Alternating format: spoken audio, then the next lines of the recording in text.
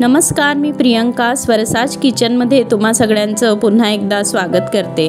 आज आपण थंडीसाठी पौष्टिक अशी बाजरीची पेज म्हणजेच बाजरीचं सूप बनवणार आहोत, जे सर्दी पडसासाठी खूप उपयोगी असतं। तर हे अगदी झटपट बनतं।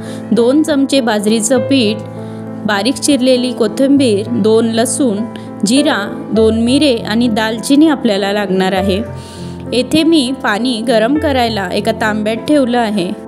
एका छोट्या पातेलीत मी 1 चमचा साजूक तूप टाकून घेत आहे। तुम्ही येथे तेल सुद्धा वापरू शकतात। त्यानंतर जिरं मी टाकून घेतलं आहे। जिरं अगदी छान तडतडलं पाहिजे, तर छान सूपाला चव येते। यात मिरं, दालचिनी देखील आपण यात तुपात टाकून घेणार आहोत। अगदी बारीक चिरून घेतलेला लसूण मी यात घालून घेणार आहे। लसूण ब्राऊन थोडासा आपल्याला करून घ्यायचा आहे। थोडं मी येथे परतवून घेत आहे। त्यानंतर आपण यात बाजरीचं पीठ घालणार आहोत। गॅस फ्लेम अगदी लो वर येथे करून घ्यायची आहे व हे बाजरीचं पीठ तुपात आपल्याला भाजून घ्यायचं आहे। हे छान खमंग असं आपल्याला भाजून घ्यायचं आहे। बाजरीच्या पिठाला छान सुवास यायला लागतो व पिठाचा रंग देखील बदलतो। यावरून आपण ठरवणार आहोत की पीठ आता भाजलं गेलेलं आहे।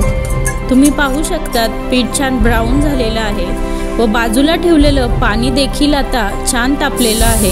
तर यात मी 1 ते 1.5 ग्लास पाणी टाकून घेणार आहे। तुम्हाला जर घट्ट सूप आवडत असेल तर पाणी थोडं कमी तुम्ही घालू शकतात।